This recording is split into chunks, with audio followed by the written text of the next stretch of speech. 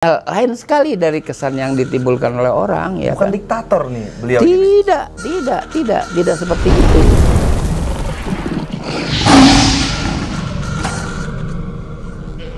Assalamualaikum warahmatullahi wabarakatuh, teman-teman semua, balik lagi bersama gue Vasco Rusemi di Macan Idealis. Hari ini gue bareng Babe, tapi gue berharap teman-teman, jadi seiring dengan diskusi kita kali ini, kalian coba tuliskan komentar kalian di bawah. Apa pandangan kalian mengenai diskusi kita kali ini? Jadi biar lebih interaktif, lebih seru, kita bisa, siapa tahu ntar ada komentar-komentar yang mungkin akan kita jadikan tema lagi. Kita bisa tanya ke Babe apa yang kalian mau tanya sama Babe Ridwan Saidi. Nah, ini ada hal yang menarik menurut gue belakangan hari ini mengenai isu PKI yang selalu diadu-adu dengan Soeharto. Jadi kalau dibilang ada orang yang membenci Pak Harto, mayoritas kebanyakan PKI. Nah, ini gue mau tanya sama Babe. Jadi Babe Ridwan Saidi ini kan, beliau adalah sosok yang sebenarnya pada masa lampau, pada masa era kepemimpinan Pak Harto, beliau tuh oposisi, Babe ini, Be, ya? Iya. Dulu, Be, ya? Iya. Nah, gue mau tanya sama beliau nih, jadi Pak Harto itu pandangan dari Babe Ridwan Saidi itu seperti apa sih gitu loh? Gaya politiknya, cara dia memimpin, atau cara apalah gitu loh misalnya. Plus minusnya gimana menurut Babe? Gimana, Be, kira-kira, Be? Iya, artinya kita mengenal sosok Pak Soeharto, ya. Itu membingungkan waktu Super Semar 11 Maret 66 kan. Ya. Kita nggak tahu benar Pak Harto siapa yang mendapat limpahan kekuasaan dari Presiden Soekarno kan. Oke. Super Semar tuh, Be? Super Semar. Lalu kita menunggu-nunggu apa sih sebenarnya Pak Soeharto itu, siapakah sebenarnya Pak Soeharto. Lalu nampaknya dia lancar, ya, berbicara dengan tim ekonomi. Dengan Ali Wardana, Wijoyanisi Sastro dan sebagainya, dia lancar pada tahun-tahun itu. Itu tim ekonomi top itu, Be, ya? Iya, kita ngikuti di pers aja, karena. Tapi sebelumnya kita mendengar cerita bahwa Super Semar itu diperlukan karena ada dialog Pak Karno dengan Pak Harto. Sebenarnya Pak Karno tuh sadar betul kewajiban pejabat lama dan dia sudah tahu dia akan turun. Maka secara tidak langsung dia melakukan yang orang Belanda bilang memori van overgave. Catatan-catatan tentang apa yang dia sudah lakukan dan yang belum. Termasuk agreement-agreement, ya. Agreement tentang Irian Barat, tentang KMB dan sebagainya kan. Itu Pak Harto menyampaikan kepada Pak Soeharto. Walaupun itu waktu Pak Harto tidak mengatakan dirinya bakal jadi presiden, atau Bung Karno pun tidak mengatakan dirinya mundur. Pak Karno mengatakan atas pertanyaan Pak Harto, bagaimana tentang PKI, kita bubarkan apa enggak? Oh, Bung Karno yang nanya ke Pak Harto yang tanya ke Bung Karno. Iya. Bung Karno bilang begini, saya ini bicara tentang Nasakom, Persatuan Nasional Berporos Nasakom tuh sudah di Inggris-Inggriskan, sudah dalam bahasa lain, sudah go internasional. Barat-baratan. Ya sudah, ke dunia barat sudah orang tahu lah. Mengenai Indonesia, berporos Nasakom, begitu. Jadi saya ini jadi sulit berhadapan dengan masyarakat dunia. Pak Harto bilang, ya nggak usah sulit, Pak. Bagaimana kalau saya yang jadi bumper? Di situ hebatnya Pak Harto, ya kan? Maka keluarlah surat perintah 11 Maret. Jadi surat perintah itu keluar dengan kesepakatan, bukannya Pak Karno itu dikadal-kadalin, ya kan? Kagak, memang Pak Karno nggak mau bubarin PKI, ya, atas nama pemegang Super Semar, ya silakan aja Pak Harto kan. Yang melakukan itu Pak Harto lakukan. Nah, sejak itu berkibarlah nama Pak Soeharto kan. Beliau berani membubarkan PKI. Itu sambutan luar biasa. Itu waktu setelah Super Semar 11 Maret tahun 66 kan. Setelah itu PKI dibubarkan. Dan terus Pak Harto mulai memimpin itu waktu masih sebagai menteri yang akhirnya menjadi ketua presidium kabinet Ampera. Nah, di situ kita saksikanlah Pak Harto menerima menteri-menteri ekonomi. Saya pada waktu saya di DPR, Ali Wardana bilang ke saya, karena mitra kerja di Komisi APBN Pak Ali Wardana. Ali Wardana cerita kepada saya, Ridwan, awal-awal tuh Pak Harto tuh kita apa namanya kasih arahan mengenai ekonomi. Oke. Awal-awal kita nih tim ekonomi, Pak Wijoyo apa kalau datang mengarahkan Pak Harto. Kemudian kira-kira pada tahun 80 kalau kita datang, kita yang diarahkan. Soal ekonomi, malah Pak Harto yang mengarahkan. Pak Harto malah lebih jago akhirnya. Jauh lebih jago. Iya. Jadi basic dia tentara sebenarnya nih. Iya, dia cepat menangkap ya kan mengenai konsep-konsep ekonomi dari tim ekonominya yang dipimpin oleh Wijoyo Disisastro. Lalu kalau ada masalah-masalah dia sudah dengan kerangka itu dia hadapi masalah ini. Gitu. Jadi udah Pak Harto aja yang beri briefing. Ada seorang menteri saya nggak sebut namanya. Gini Pak Ridwan, saya udah di DPR ya, ngobrol-ngobrol dengan menteri. Saya ini menteri transmigrasi, ya kan. Saya itu kalau menghadap Pak Harto, saya membawa file-file yang banyak. Saya membaca laporan kepada beliau, sambil saya memperhatikan Pak Harto. Tapi kalau udah Pak Harto kepalanya miring gitu ya, berarti saya udah harus berhenti. Saya nggak bisa lanjut lagi. Jadi Pak Harto nggak bilang stop, enggak. Kepalanya miring. Kode. Menteri-menteri udah pada tahu, udahlah kita berhenti ngomong aja lah, nggak usah terus. Nah, karena Pak Harto udah tahu, gitu kan ya. Dia udah tahu buat apa lagi lanjut ngomong. Nah, saya pada pengalaman gitu ya, waktu kampanye besar di lapangan Banteng tahun 82 ya kan, kampanye P3 itu waktu partai saya pada waktu itu, saya apa namanya dipanggil oleh pimpinan partai karena pimpinan partai baru dipanggil Pak Harto. Jadi dari perintah turunan nih, dari seluruh yang saya kampanyekan ya kan, itu Pak Harto menaruh keberatan. Kan saya bilang begini, itu waktu Hansip kan mempengaruhi pemilih. Pemilih dipengaruhi oleh Hansip supaya memilih Golkar. Di lapangan Banteng saya bilang, begitu masuk ke TPS, kita buka lembar kertas suara, jangan dicolok dulu. Lihat dulu kalau ada Hansip yang milih, yang ngintip, jangan colok P3 dulu. Colok dulu mata tuh Hansip. Pak Harto tersinggung. Wah, Bapak ngomong gitu? Iya.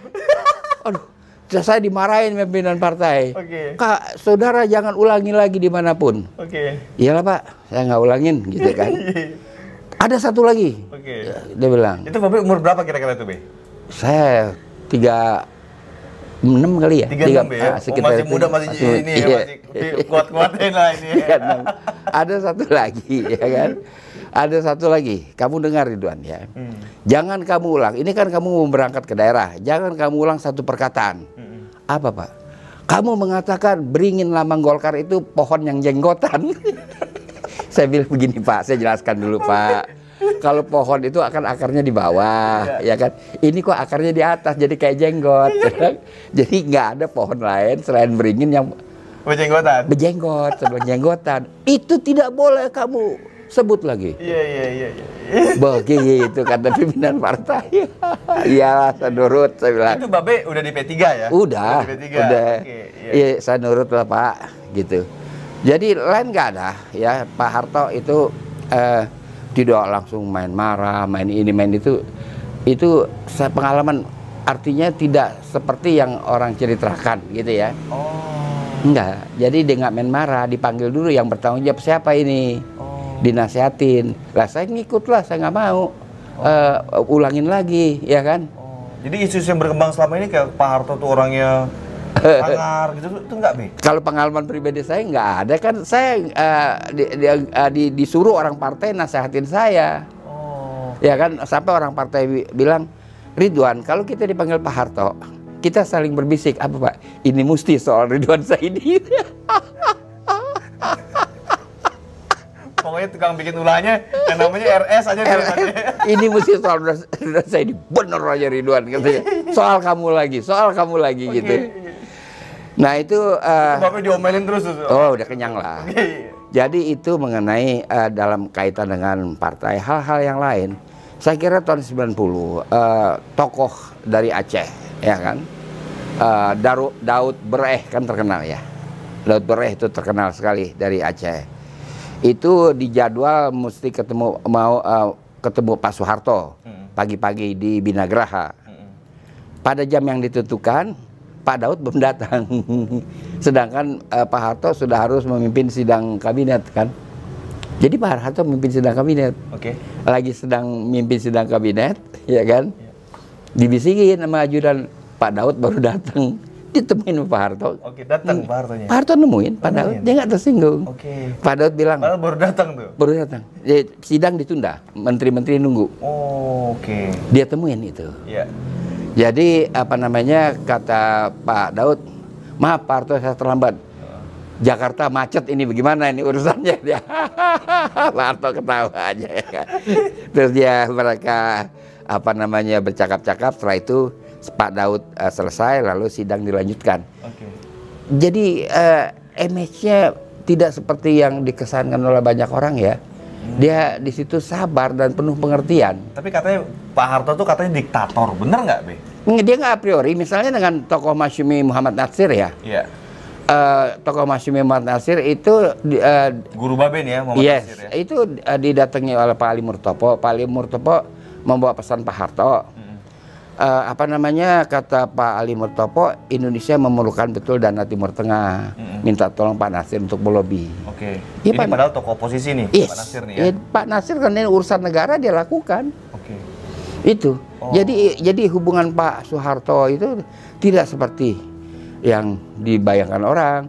Saya sendiri kurang lebih 3 kali ya bertemu dengan Pak Soeharto sebagai delegasi DPR yang mau keluar, kemudian sebagai pembauran bangsa, kan saya pembauran bangsa juga tahun 78. Beliau itu mendengar apa maksud tamunya itu sebentar. Setelah itu beliau cerita pribadi. Lebih ke personal Pak. Iya. Dia dengerin kita ngomong gitu kan. Udah itu dia beliau tuh cerita pribadi aja. Jadi yang penting-penting intinya nanti tuh udah dapat intinya baru pendekatan diri secara personal kepada tamu. Jadi umpama kita bertemu 45 menit, yang formal tuh adalah 10 menit. Selebihnya beliau cerita yang bersifat pribadi gitu. Itu lain sekali dari kesan yang ditimbulkan oleh orang ya. Bukan diktator nih beliau. Tidak seperti itu. Ini menarik nih, Be. Karena yang kan banyak nih, Be. Orang-orang bilang Pak Harto diktator, kita nggak bisa bersuara zaman Pak Harto. Apa benar, Be, kayak gitu, Be?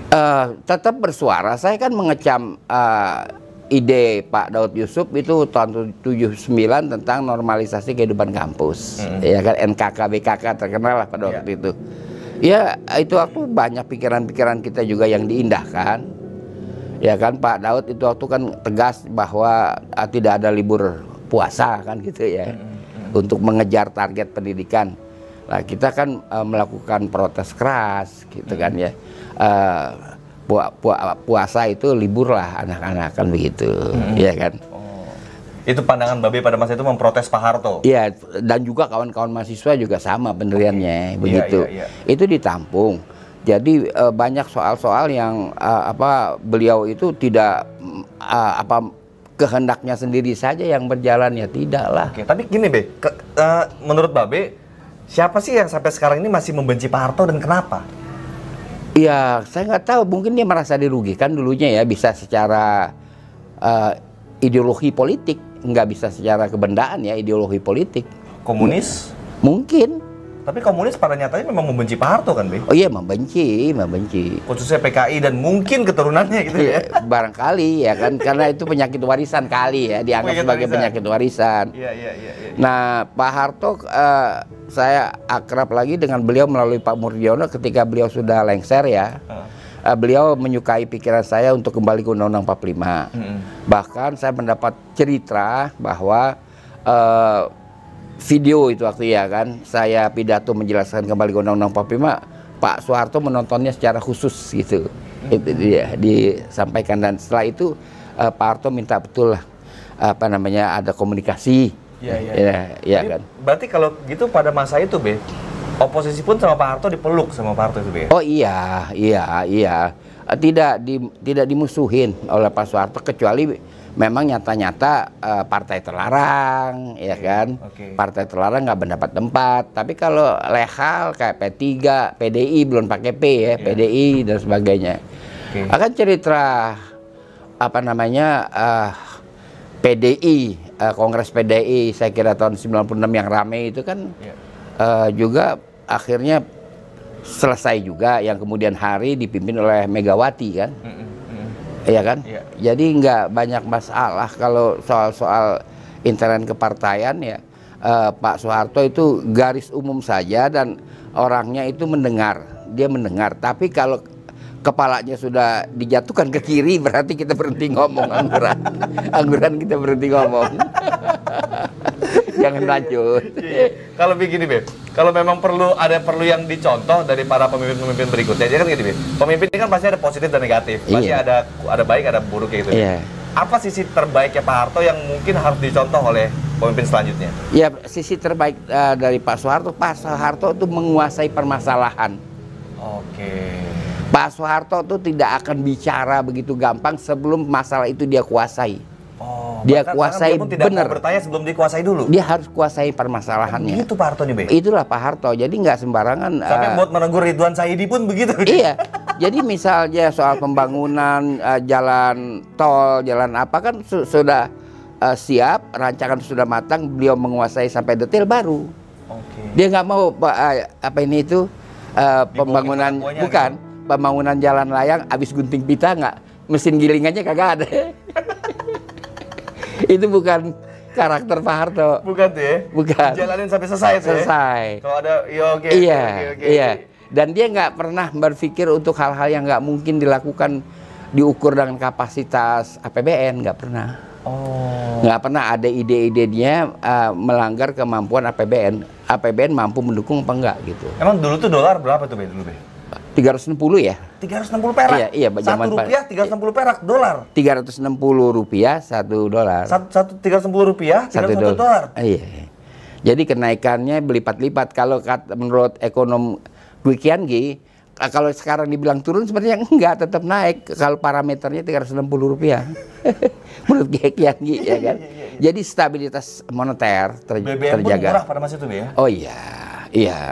Iyalah. Tapi ingat nggak paling murah dulu BBM itu berapa? Ya ada pernah itu waktu bensin ya kalau nggak salah sih belasan rupiah saja seliter. Belasan rupiah? Iya, belasan rupiah. 1 liter bensin? Iya, belasan rupiah. Nggak tinggi-tinggi. Jadi Pak Soeharto nggak berpikir itu konsepsi pemerataan, ya kan? Trilogi pembangunan itu waktu kan maaf ya, unsur pemerataan itu supaya ditekankan itu kan dari saya.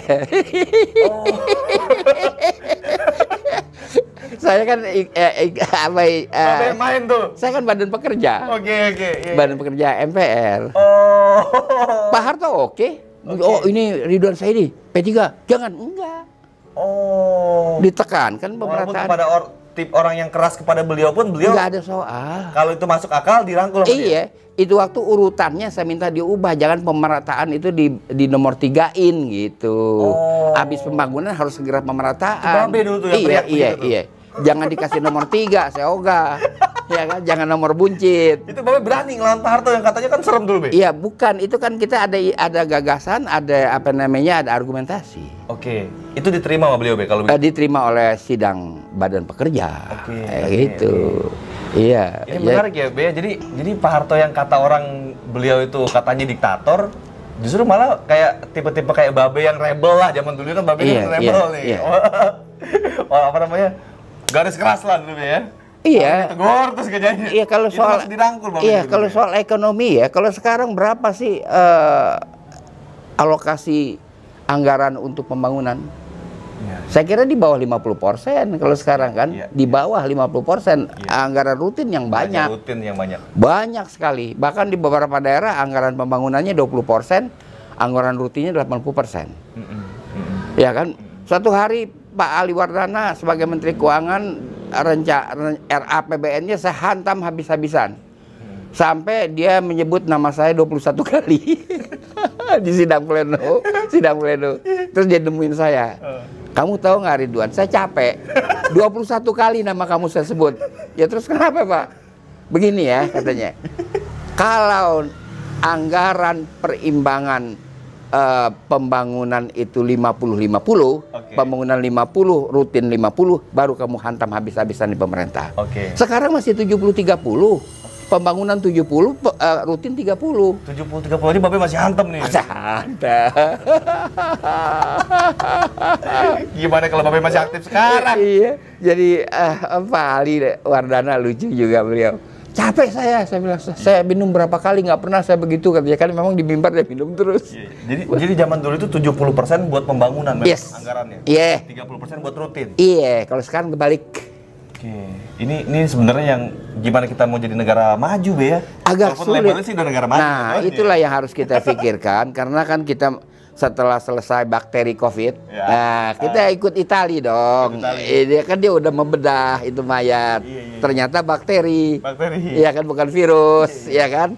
Obatnya paracetamol kan ada dibilang, ya kan?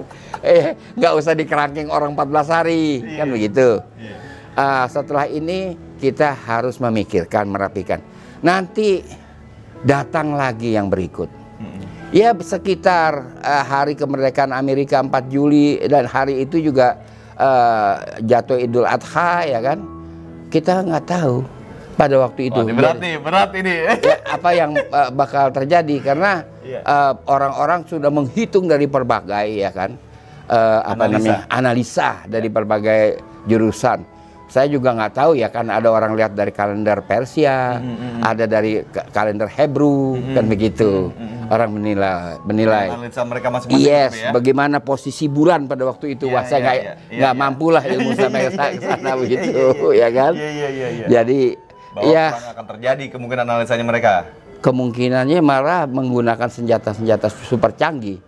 Baik yang sudah diumumkan maupun yang belum diumumkan ini yang menarik. Nah, disinilah kita punya waktu 1 bulan setelah istilahnya itu new normal. Ya, mari gunakan sebaik-baiknya. Untuk persiapan kita menghadapi sesuatu yang di dunia ini. Nah, teman-teman semua, kira-kira seperti itu pandangan dari Babe Ridwan Saidi mengenai Pak Harto dan khususnya mengenai apa sih yang biasa dibicarakan, bener apa enggak. Nah, makanya gue pengen dari kemarin kenapa nggak gue tanya langsung ke Babe. Ada Babe, gue gak kepikiran gitu loh. Sebenarnya kayak gimana sih Pak Harto? Kan Babe kan posisi dulu. Jauh-jauh amat gue mesti nanya ke orang gitu loh. Nah, alhamdulillah Babe jelasin sisi-sisi yang lain yang mungkin kalian belum dengar. Jangan lupa tulis di komentar. Kalau kalian ini merasa bermanfaat, sebarkan video ini ke seluruh sosial media kalian. Sebarkan, silakan mau dipotong-potong silakan. Subscribe channelnya, klik tombol loncengnya biar lo terus update di Macan Idealis.